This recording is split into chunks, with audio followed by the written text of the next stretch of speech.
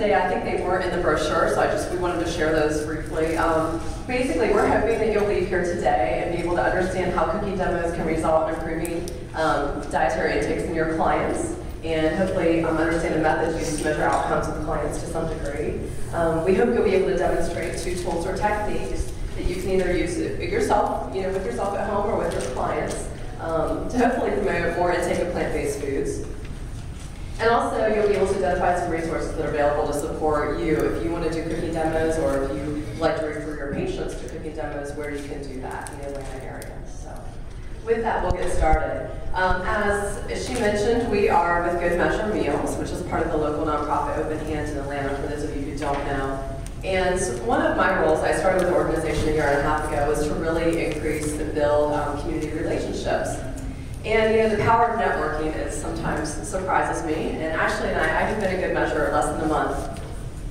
And we went to one of Paige Love's networking groups, for those of you who know Paige, and met Robin that are not there, some of you may know. I knew her previously from my oncology experience, but she was there, and she said, guys, Ashley, we were talking about cooking and food and my cancer experience, and she said, I'm at Cancer Support Community, I do these cooking demos, and my plate is just way too full, and I need somebody to really take over. And Ashley and I kind of looked at each other, and we were like, okay, sure. So with my background of 10 years in medical oncology and Ashley's culinary experience, and more recently chef training, it's really been an awesome experience for us to kind of partner there with my knowledge and her skills, and it's really just been a wonderful experience. So we're going to share with you what we've kind of learned in the past 18 months being there. So, do your networking, you never know where opportunities might arise and the outcomes of those. I will mention quickly, we'll talk about resources later, but the Cancer Support Community, we are paid to do this, and it's actually a grant-funded program that they received. So we're kind of the subcontractor for the grant. So why do cooking demos? Does anyone in here do cooking demos on a regular basis? Maybe 2, 3 people? Okay. Ethan Bergman, the current Academy president, this was a quote from his briefing in the last journal, and I will admit I don't read the journal very often, and I happened to come across this, and I thought, this perfectly ties in with what Ashley and I are doing. So he said, quote, the need to move, we really have a need to move from an emphasis on healthcare to an emphasis on wellness throughout the community setting, and we also realize that accomplishing our goal of improving the health of the public will require collaborative efforts, including public health initiatives and communities. So I really feel like that's kind of what we're striving to do at Open Hands, Good Measure Meals, and with the Cancer Support Community. So what does the research tell us? Ashley and I said, okay, what are we going to talk about? I said, well, you're the cook. I gotta have something to talk about. So, go to PubMed. Let's see what's out there. What studies are done on cooking demos? We really weren't quite sure. And I'll tell you, there's not a lot of research in this area, especially large-scale studies. Most of them are done with small groups. We did find a couple that were done with the cancer population, but they're mostly small studies. But share with you some of the things that we learned. This is a study that was published in the Journal of Nutrition and Education and Behavior, if you didn't know that existed. And basically the summary here is that cooking classes in this scenario outperformed cooking demos. And what they found were that they did cooking demos that were a 1-hour session, and then did cooking classes for 4 2-hour sessions. So not really apples to apples, if you will. But what they found were that the intervention group who did the cooking classes experienced more statistically significant gains in attitudes towards cooking. But given limited resources, cooking demos are probably more practical for people because you can reach a larger audience. It doesn't require as many resources and tools, of course. We've talked about doing, hands-on classes with the Cancer Support Community, and we just don't have the resources to do that. So realistically, demos are still an option. This was a summary of 475 evaluations that were reviewed from 1- and 3-session workshops at an older adult rec center, where they did cooking classes and food workshops. This was published in 2005. And the participants reported that from these classes or workshops that they gained increased knowledge and confidence in cooking, and they were motivated to make changes in their behaviors. And then they did a focus group with some of the people and said, what were the key aspects to success of the cooking demos they attended? What really made them good? And they said if there was relevant information to them, including recipes, if it was an interactive format, if they were able to taste, and that's something Ashley and I always do. That's why people come. They think they get a mini meal. So that brings them in. As a social experience, can they network? Can they meet people like them? And that really is the case in cancer support community. They wanted high quality education and a small group size made it for a good experience. What about TV cooking shows? How many people in here watch TV cooking shows? Food Network, all of us, right, at some point. What does that do to behavior? In this one intervention, they actually compared cooking shows with sleep disorder shows with college students, which I thought was an interesting approach. That was the control group. But what they found were that TV shows on cooking might change the knowledge, but it doesn't actually change behavior. So people watching learn things, but they don't actually go out and apply them. And this was another interesting study we found on prostate cancer. This was pretty current. This was actually in what's now GAND, I guess, Journal of Academy of Nutrition and Dietetics. It published in November. And at UMass Medical Center, they did 11 2.5-hour classes with prostate cancer survivors, which I don't know if any of you have worked in oncology, but that's kind of a tough group. They're all men. They're usually older, so a little bit hard-headed. And it's a tough group to change behaviors in. And they did cooking classes with them and mindfulness training. And what they found were that after this period of time, they did 3 phone calls over 6 months, and that they actually significantly changed their animal to vegetable protein ratio in their diets, so they really increased their vegetable protein intake. And from the clinical perspective, their average PSA doubling time slowed down as well from the changes in their diet, which is a really good indicator. So the outcome from that, prostate cancer survivors can make changes with the right support, especially with hands-on education, the support of family members, and mindfulness included. And then last but not least, the brunch study. This actually supports a lot of what Ashley and I are doing. This was published again in the same journal last July. And what they did was they looked at the feasibility of combining RDs, chefs, and food scientists together to develop recipes for cancer survivors, which is exactly what she and I do. And then whether those cooking demos would actually help the cancer survivors improve their eating habits. So there were only 18 people, and they were all colorectal cancer survivors in this group, so very, very small. But they all attended 3 2-hour demos. 100% of the people felt the information was useful. They asked them who did they prefer to teach the classes, and the top 2 professions were chef and RD. So they chose us and chefs over physicians and nurses, which is a good thing.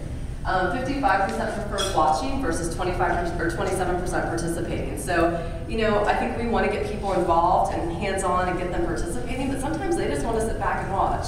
And from my oncology experience, I can tell you, if they're having a lot of fatigue, they don't want to get up and participate. They're like, you do your thing, I'll sit back and watch. And so that kind of rings true. 88% said they were likely to incorporate the new recipes into their regular diets, and 57% thought the recipes would change their habits. So good stuff coming out of these programs, and I can really say that's what Ash and I are seeing at CSC. Okay. This is our evaluation we created. I know you guys can't see it well, but basically we were asking, was the staff courteous? Was the information easy to understand? Does it motivate me to eat healthier? Is this something I can do myself at home? How is the overall service, and would they recommend this class? And then we looked at some demographics in regards to sex, race, and age. Here's what we found of our classes that we've only done this year, which has included 60 people so far. We've had, hopefully, once we do more data, we'll have some good numbers at the end of this year, but 78% of the participants are female, 65% are Caucasian, and 69% are between the ages of 46 and 65. So that really does kind of correlate with the breast cancer survivor population. That's kind of who we're seeing primarily. And these were our evaluation feedback. Basically, over 90% strongly agreed or agreed with the statements that we evaluated. So we've gotten very, very positive feedback so far on these programs. Some comments that we've gotten, people want more nutrition facts. So when we provide recipes to them, they'll say, well, where's the nutrition facts? How many calories does this have? So Ash and I are considering adding that. With the cancer population, they don't want things too spicy. We get that feedback. People want more desserts, healthy desserts, surprise. They want gluten-free, dairy-free, ethnic foods.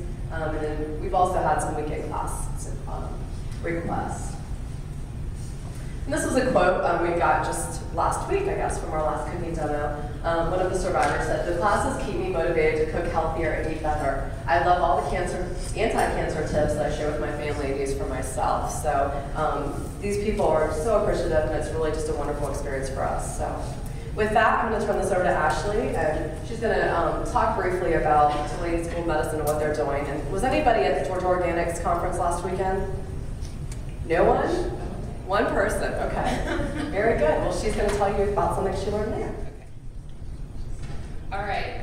So we had one person at the conference. Well, maybe, I don't know if you attended this session, but this was really exciting for me to hear at Tulane School of Medicine. And they're creating something called a Center for Culinary Medicine, which is super exciting. All of the doctors that go through medical school there are going to be receiving training on nutrition and cooking. They're partnering with Johnson & Wales University, which, if you don't know, has a really cool chef training program in dietetics all combined. And so, I don't know, and they're going to have new research coming. So even though the studies that we presented, while they're good, there's more stuff that we can learn from cooking classes and from cooking demos and how they can change people's behaviors. So more to come. All right, so let's go into the tools and technique portion. First, I'm going to talk about some tools. And I believe that the most important tool in the kitchen is the knife. And that's simply because you use it pretty much every time you enter the kitchen. And you can use it to not only chop vegetables, which we're going to talk about a little bit today, but all sorts of foods. And the key steps to success with your knife is, number one, to keep a sharp edge. That's really, really important. Has anyone ever tried to cut with a dull knife? Raise your hand. It's really hard. It's really, really hard. It makes things difficult, and it's actually more dangerous because it can slip off the vegetable. You want something really nice that's just going to slice right through.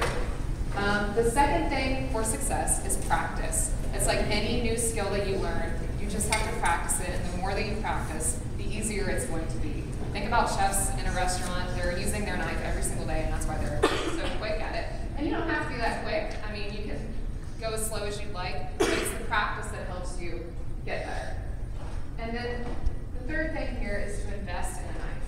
This knife could last you a lifetime, seriously. So if you take good care of it, it can last you forever, so it's good to invest in something, and it doesn't have to be a lot of money, maybe $50 or $60, to invest in a knife that's going to do well.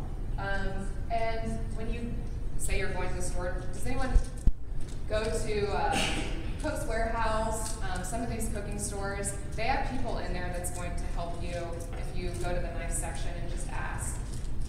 Not all knives, like the knife that I have up here today, you may not like it. I like it, but that's because I have a small hand. So it just really depends.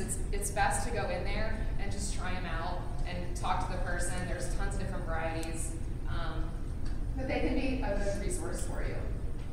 So how do you take care of a knife? I cringe every time I go into work and see the knives that we use in the cooking demos in the dishwasher. The dishwasher is, you want to just always wash it by hand, because the dishwasher, it can bang up against different things in there. It can, if water stays on it, it can get rusty, and it just dulls it quicker. So just always wash it by hand, just soap and water. And then also in the care of your knife, the type of surface that you cut on is going to be really important. So I prefer plastic just because it's easy to sanitize, but wooden is also going to be nice on the edge. You just don't want to use glass or any other hard surface that's going to dull the knife. All right, and then just sharpen it often. Also at Cook's Warehouse and some of these other cooking stores, they have professional services that sharpen your knife. So that's something really good to take advantage of. And then I also have up here something called a honing steel, which is helpful. It doesn't actually sharpen your knife, but it keeps the edge straight, which is helpful. Because over time, as you're cutting, the surface of your knife can change slightly, but it makes a difference. So just using the honing steel is going to be helpful. Additional tools as you're practicing with your knife. There's some other tools out there that can help you cut vegetables. So one of my favorites, in addition to the knife, is the food processor. Actually, one of Bethany's favorites. She likes this because it does all the work for you. It's helpful for fast. Calling you out. Fast is very, very fast. I'm going to demonstrate up here. We've got about like 6 cloves of garlic in here, and they've already been peeled. That papery skin has been taken off. And then we're just going to pulse it. You can see how they stick against the side. So it's not going to work if you have 1 clove. It's just going to kind of move around here and not really do much. But you can see if we have a lot of garlic, it's going to, your hands aren't going to get all sticky. You can do a lot at one time. You can actually cut. We had an idea to cut once in our class. Someone was like, "But I don't like cutting garlic." You could put an entire clove in here, or even 2, if you know you're going to use it during the week, and just save it in your refrigerator. So there's a lot of other things that you can chop in here. You can make breadcrumbs, do nuts, make salsas, hummus, dips. It's kind of a handy tool. The only drawback here is that it takes a lot of time to wash it and dry it. There's a lot of different parts, and it's not as easy to wash as the knife and the cutting board.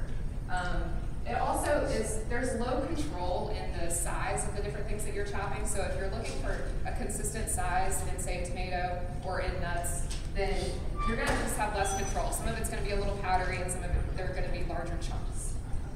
All right, so next up is the mandolin. This is what we call a Japanese mandolin. This is about $20. And then this is a more Americanized version of a mandolin. Both of them are equally good. I think the Japanese is a little less expensive. That's what I prefer. I'm just going to do a quick demo here. So this has different inserts that you can put in to create different cuts. You can use no insert and just do a simple slice, or you can use these different, this would do like a really fine julienne, and this one a little bit thicker, and then I've got the one that's even a little bit thicker in there right now. So I'm just going to show you. Do you see how I had to cut off the end? Sometimes, and this is one of the cons, is that there's a little bit more waste in the vegetable. So basically what you do is you just run it across this.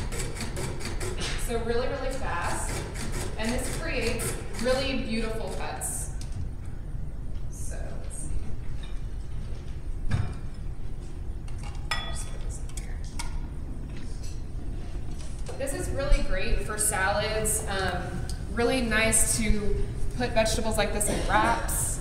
You can add, if you do like a zucchini, you can add it to scrambled eggs or like a quiche or something. It just creates really consistent, beautiful cuts that are, you know, just, if you were to do that by hand, it would take forever.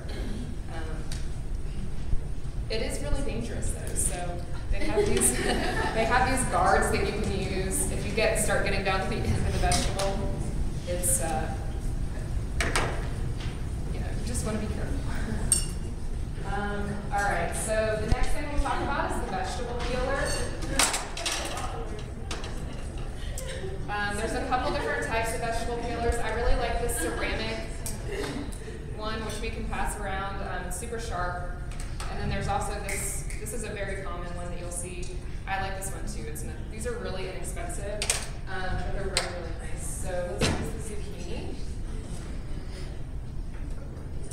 So obviously you can use this to peel like a carrot or something, you know, like this. But if you have a dull one or one that's super cheap, it's not, you know, it's not gonna, I guess just investing in general in equipment that works well is gonna make your experience in the kitchen much nicer. All right, so I've got a zucchini here, just cutting off the ends. And so I'm gonna use this peeler to make ribbons. And you just keep going. See how easy that moves on the vegetable? You can also do this on the same thing. You would continue doing that. Okay, and you can combine different vegetables, like I could do the same thing with a carrot.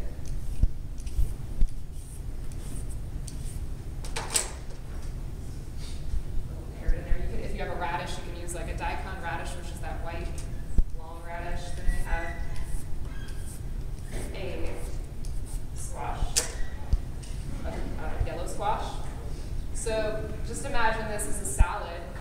It just creates interest. And it's much nicer than having a salad that has big chunks, or even, small chunks of squash. Think about biting into something like this as opposed to the ribbons. I don't know, it's just, it creates interest, appeal, something that will get people to, entice them to try new things and new vegetables. All right, so the only con with it, or one of the major cons with the vegetable peeler is obviously there's not a lot of variety in the different cuts that you can use. But it is something different that can save time and do something unique with the vegetable. All right. So vinaigrettes. We're on to techniques now. So those were our tools. Now we're on to techniques.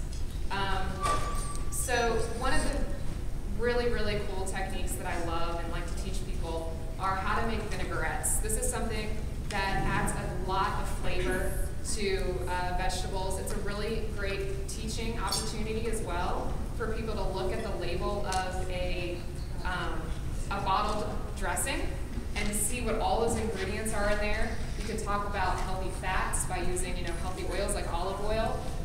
You can talk about the sodium level in those bottled dressings. You can talk about all the preservatives in there and the low quality ingredients. And vinaigrettes are really versatile. You can use them on cooked bean salads. You can use them on raw salads. You can use them on grains. You can use them as a marinade. I mean, there's just such a variety of different things. If you know this one technique, then you can do a lot of things with it. So the basic ratio for creating your vinaigrette is 3 parts healthy oil to 1 part acid. And that acid could be from something like a lemon, citrus, oranges, limes, or it could be from a vinegar. And there's tons of different vinegars out there to create different flavors. So with that 1 ratio, you can change that ratio up. Like say, you can start with that ratio if you're just starting out making vinaigrettes. And then if you want to add more acid, you can just play with it. There's no hard rule. This is just a basic guideline. And then to that, you could have it as simple as that. Or you could add to that aromatics, things like garlic, onions, shallots, herbs, ginger. These are going to add different flavors. You can also add sweetness to it if you want to. Honey, maple syrup, fruit juices, fruit preserves are ways to add sweetness. It's kind of a blank slate. You can get really creative with it. So I'm going to demonstrate how we like to do a lemon vinaigrette. So I've got fresh lemon here, a little bit already in the jar, and I'm going to just squeeze some more into it. I like to do it in a jar, that way we can put the lid on and shake it. And then if you don't use it all on your salad that day, or whatever you're using it for, you can save it in the refrigerator and then have it during the week. So then we have just a little bit of olive oil. And then if we had salt and pepper here, which I didn't bring, we would add that. And then also a little bit of our garlic that we chopped up already.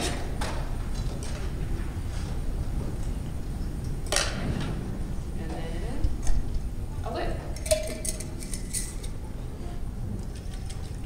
That's my vinaigrette. I mean, how easy is that? And then, this could be served over top of that zucchini ribbon salad for a very nice snack. All right, next slide. That was a regular end. Yeah. So those are pictures of a setup that we do with all the different ingredients of the demo. We use these little glass bowls and set out the ingredients. And we like to use different, this is frisee, a type of lettuce called frisee, which is really nice. All right, so our next technique here is called blanching and shocking. I prefer this technique over steaming. It's similar to steaming, but it adds a lot more flavor. So basically, blanching is a technique of cooking food briefly in a large amount of rapidly boiling water, rapidly boiling lightly salted water, sorry.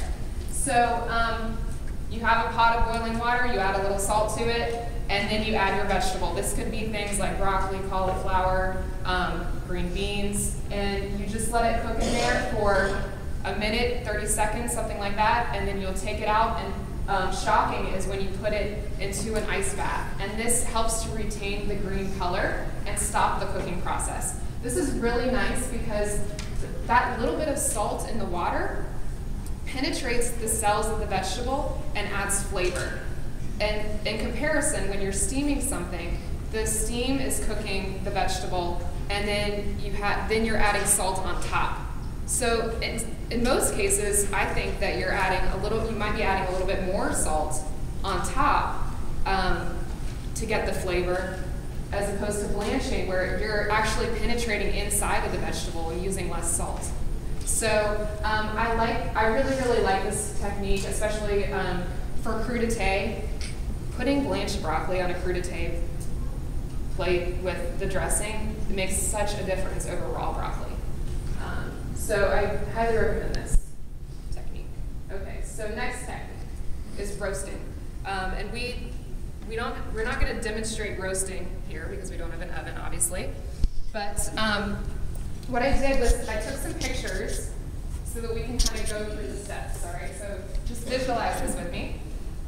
Generally, roasting, you would start at a 400-degree oven, preheating, and then you would cut the vegetables into even sizes, and this is going to be helpful for even cooking. Imagine a big chunk of a vegetable and a smaller chunk. The smaller chunk is going to cook much faster than the larger one, so that even size is important.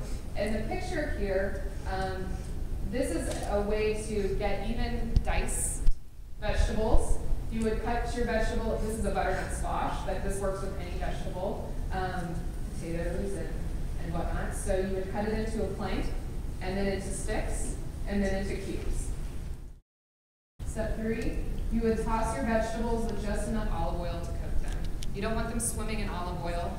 You just want just enough to help them not dry out in the oven. And I like to use olive oil with it too. So the next step is to season simply with salt and pepper. We're going to give you some recipes later that have some other things added to the roasted vegetables, but if it's a Tuesday night, you're coming home from work, salt and pepper is going to be totally fine. This is going to give you a lot of flavor. And it's still going to taste good. Okay. Next, you want to, I like to use parchment paper on a sheet pan. You want a sheet pan that's sturdy and heavy, just because we've experienced this at Cancer Support Community. They don't have the best supplies there, and their pans tend to warp in the oven and shift things around, and it's just not that nice. It makes things challenging to cook at an even temperature. So invest in a pan. It's not that expensive.